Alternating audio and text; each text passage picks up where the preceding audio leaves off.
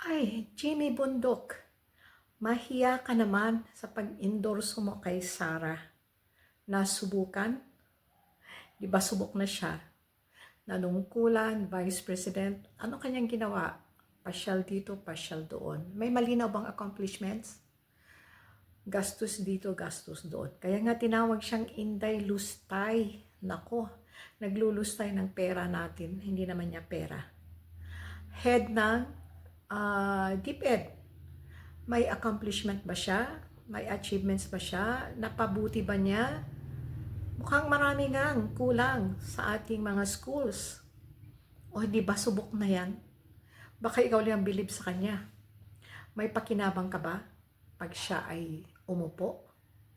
Kung ikaw ay may pakinabang, naghahabol ka sa pakinabang mo, ay huwag mo kaming idamay. Dahil magiging dilubyo lang yan sa Pilipinas. Huwag kang sakim, Jimmy Bundok. Kung ikaw lang ang makinabang, pag naupo si Sarah, ikaw lang yun.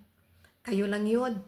Karamihan ng mga Pilipino lalong lulubog dahil dyan kay Inday Lustay.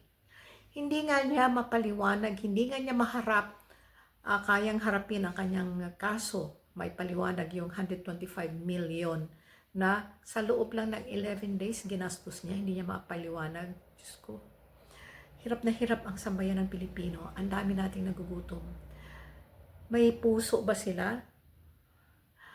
Papakita kumakain sa karinderya para saan siya ng ama nila. Pakunwari lang naman yun. Kunwari kuno, maka mahirap. Pero kung lumustay ng pera, limpak-limpak na pera, sarili niyang nilustay na hindi naman sana ginamit sana sa mga mahihirap. Hindi po sila mga makamahirap. Kaya please lang, Jimmy Bundok, itigil mo na yan dahil ikaw lang ang makinabang, may sarili ka ring interest, huwag idamay ang mamayang Pilipino.